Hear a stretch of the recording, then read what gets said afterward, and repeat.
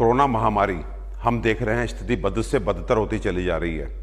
आज मैं आपको इसी महामारी से बचने के लिए एक और बात बताने जा रहा हूं, इस उम्मीद के साथ कि इस बात को आप ध्यान से सुनेंगे और आज इसी क्षण से फॉलो भी करेंगे।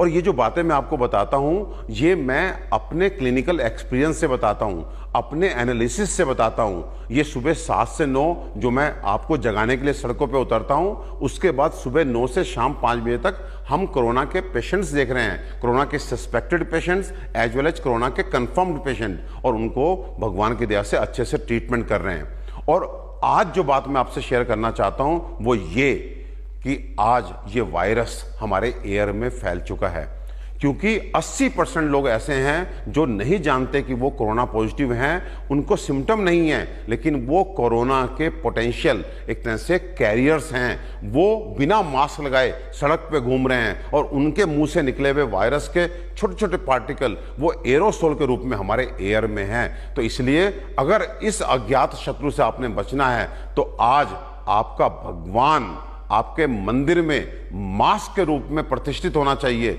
और जब आप घर से बाहर जाएं तो वो भगवान जो है आपके ऊपर सुरक्षा कवच के रूप में लग जाना चाहिए, और ये तभी उतरना चाहिए जब आप घर में वापस आ जाएं। ध्यान रखिए, मैं फिर रिपीट करना चाहता हूं, यदि आप बाहर गए और इस एयर में वायरस के पार्टिकल्स हैं, वायरस के कण हैं, वो वायरस है और आपने मास्क लगाया हुआ है तो आपकी 90% तक सुरक्षा हो सकती है। लेकिन यदि आपने मास्क नहीं लगाया तो आप बहुत बड़े रिस्क में होंगे। तो बाहर चाहे आप किसी काम से जाएं, जरूरी काम से जाएं या सुबह घूमने के लिए जाएं, और आपको कोई आदमी नजर ना आए, तब भी आपको अपने मास्क को नहीं हटाना है। इस समय हमारा भगवान ये कपड़े का छोटा सा टुकड़ा जिसको हम मास्क बोलते हैं वो है, उस पर पूरी श्रद्धा रखिए और अनुशासन से उसको अपने से चिपकाए रखिए। अगर आपने इसके साथ जरा सी भी असावधानी की या इसको लगाने में जरा सा भी आपने आलस दिखाया तो आपको बहुत बड़ा भुगतान भुगतना पड़ेगा।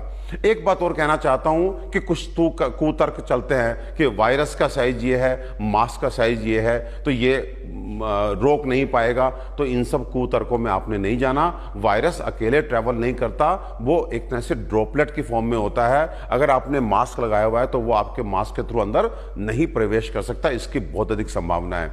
साथ में आप रुमाल बांधते हैं मास्क के रूप में, तो उसमें भी एक बहुत एहतियात आपको बरतनी है, क्योंकि अक्सर हम रुमाल बांध करके 1 घंटा बाहर जाते हैं, कुछ सब्जी खरीदते हैं, दूध खरीदते हैं, दवा खरीदते हैं, फिर घर लौट के आते हैं और आकर के जो है अपने रुमाल को अपनी जेब में डाल लेते हैं। उसके बाद फिर उसी रुमाल को निकाल करके आप जब दोबारा बाहर जाते हैं तो जो बाहर का हिस्सा होता है उसको आप अंदर बांध लेते हैं। जानते हैं, ये करके आप सीधे वायरस, बैक्टीरिया या डस्ट के वो पार्टिकल जो आपके शरीर के लिए अच्छे नहीं थे, वो आपने पहले बाहर उसको चिपकाया और अगली बार उसी बाहर की सरफेस को आपने अंदर करके सीधे उनको अपने मुंह के थ्रू और नाक के थ्रू शरीर में प्रवेश दे दिया। तो ऐसा ना करें। जो मेरी बहनें चुन्नी लपेटती हैं या जो मेरे भाई अंगोछा लपेटते हैं वो भी संभल जाएं, क्योंकि अंगोछा और चुन्नी में ये संभव ही नहीं है कि आप डिफ्रेंशिएट कर सकें कि पहले कौन सा हिस्सा बाहर था, कौन सा अंदर था। देखिए, ये महामारी अभी कुछ महीने और चलनी है, तो इसलिए आप मास्क की आदत डाल लीजिए, चाहे वो मास्क कपड़े का क्यों ना हो, लेकिन बहुत ही सावधानी से, बड़े अनुशासन से मास्क का प्रयोग शुरू कर दीजिए। इस महामारी से यदि हमें कोई बचाएगा, ये जो भगवान बचाएगा, ये हमारे पास आज इस मास्क के रूप में है। ये भगवान है हमारा।